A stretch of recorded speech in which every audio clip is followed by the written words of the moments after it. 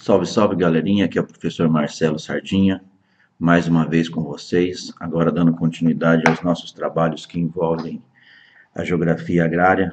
Hoje nós vamos trabalhar a atividade agropecuária no Brasil, ok? Uma sequência de aulas aí sobre a produção do espaço geográfico agrário.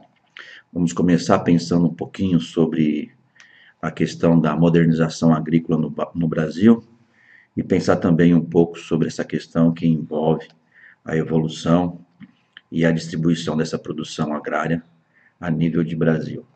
Antes, porém, vale a pena nós estamos ressaltando aqui os tipos de atividade agropecuária que o Brasil realiza.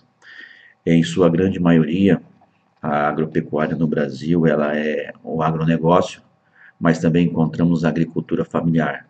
Agricultura essa que tem por fins abastecer a mesa do brasileiro aí, tá? Então vamos dar uma olhadinha aqui na tela do computador. Então o Brasil sempre teve tradição na questão da produção agrícola desde o século XVI até os dias atuais.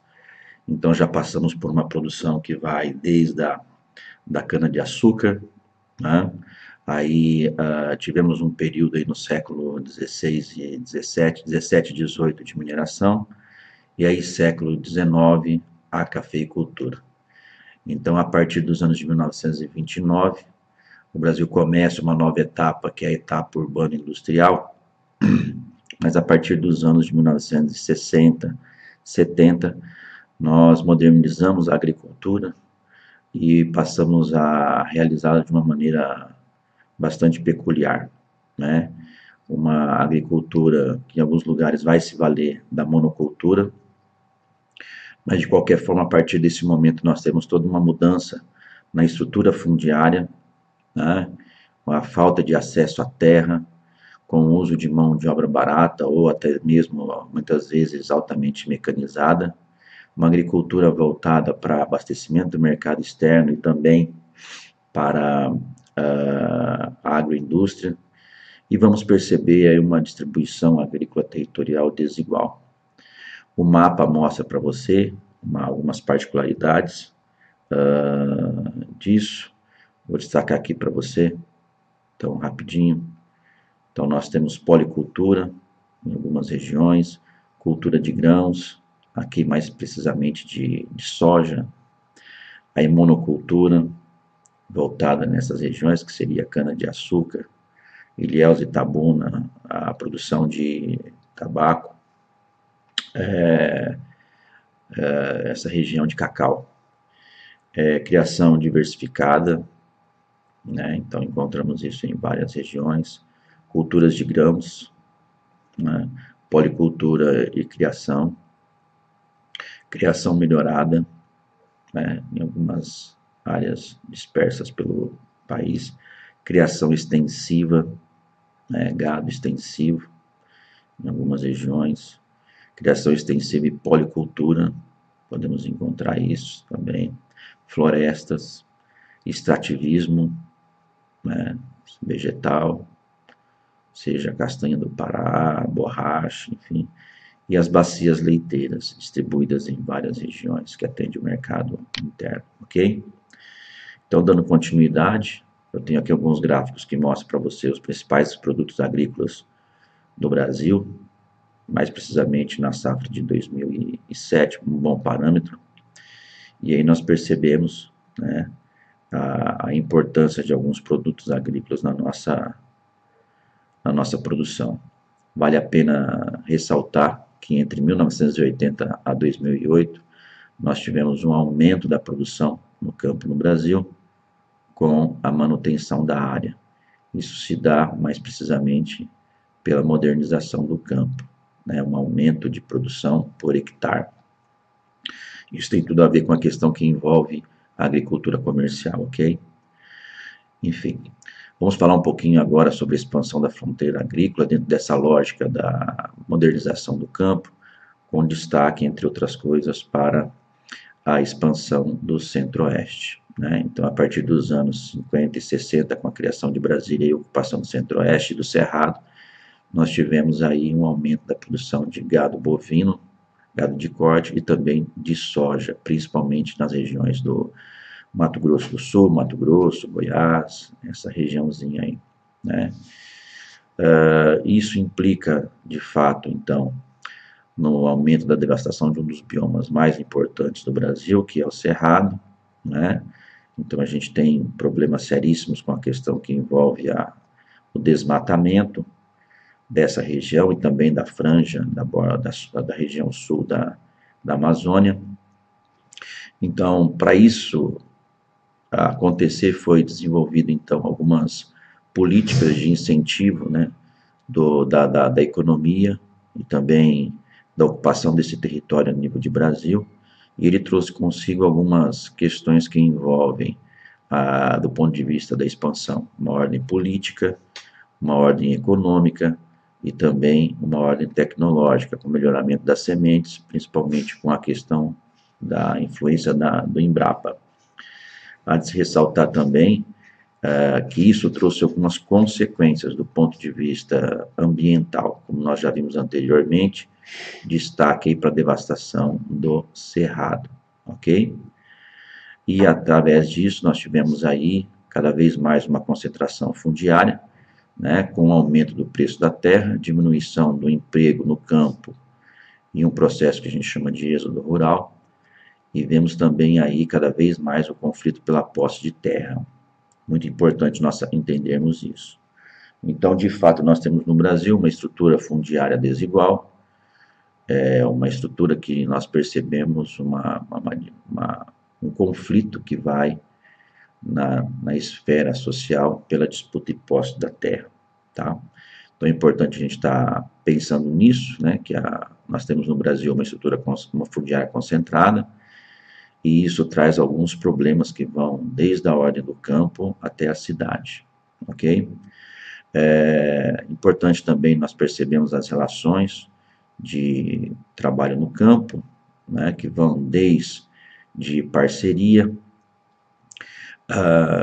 onde os produtores se unem com o objetivo de produzir uma mesma cultura juntos.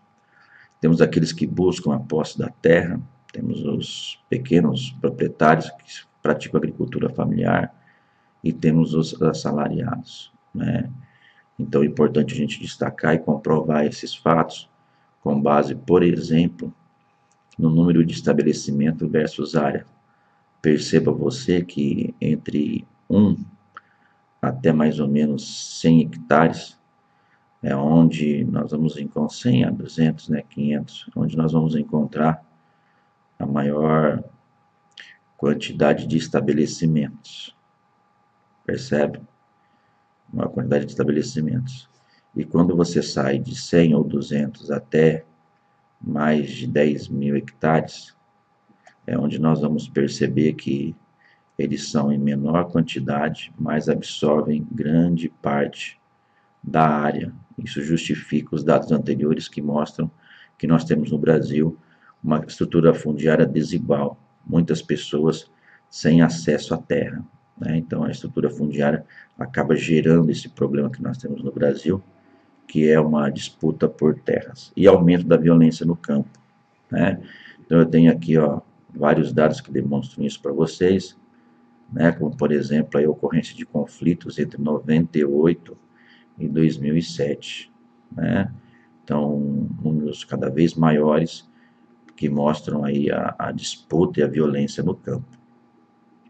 Trabalho escravo, a exploração da mão de obra, assassinatos, né? Encontramos várias situações dentro dessa perspectiva e dessa lógica, né? Então, vale a pena ressaltar este problema. Uma vez visto essas informações, o que nós vamos fazer agora? Nós vamos resolver um exercício para podermos fixar um pouco os conteúdos, ok? Então, eu vou lá para a apostila, na página 526 da aula 16, apostila 5, e vou resolver com vocês o exercício número 1, que fala sobre essa questão de estrutura fundiária, ok? Então vamos lá. FUVEST, estrutura fundiária. Então temos estabelecimentos rurais em porcentagem e área ocupada. roxo menos de 10, 10 a menos de 100 o azul, vermelho 100 a menos de 1000 e 1000 acima. Então, quando nós pensamos em estabelecimentos rurais, o que acontece? Nós temos uma porcentagem de menos de 10 hectares até 100 predominando, né? E os estabelecimentos são menores no volume de 100 a 1000 e acima de 1000, que seriam esses dois valores. Com relação à área ocupada, o que nós percebemos? Que de 100 a 1000 e acima de 1000 tem maior área ocupada. Menos de 10 e 10 a menos de 100 tem a menor porcentagem. Isso justifica o que foi dito na aula lá atrás, que nós temos uma grande quantidade de terras concentrada nas mãos de poucas pessoas.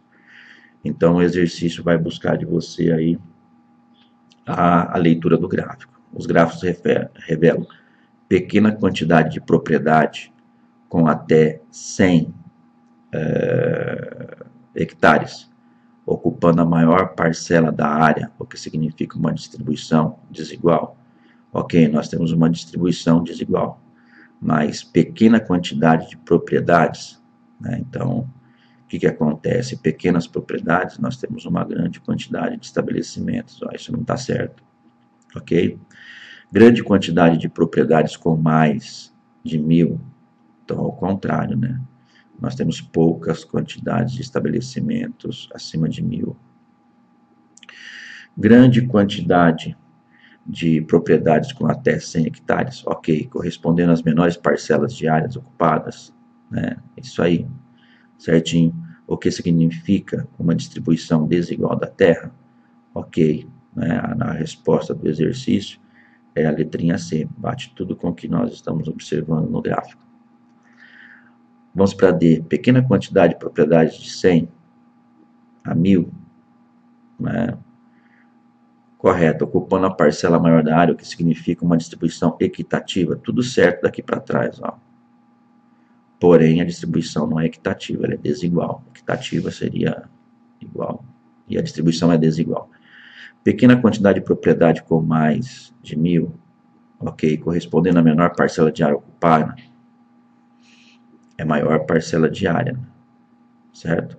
O que significa uma distribuição desigual, né? Então, é importante a gente estar atento aqui que nós temos aí a maior parcela aqui de área ocupada, nessa situação com 1000 hectares, ok? Então, aqui nós terminamos essa aulinha, espero que você tenha gostado, tente fazer os exercícios dessa aula. Também, se quiser fazer a TM dessa aulinha lá no plural, fique à vontade. Quando nós retornarmos, nós estaremos revisando todos esses conteúdos e colocando essa matéria em dia, ok? Obrigado pela atenção, sucesso e bons estudos. Tchau, tchau.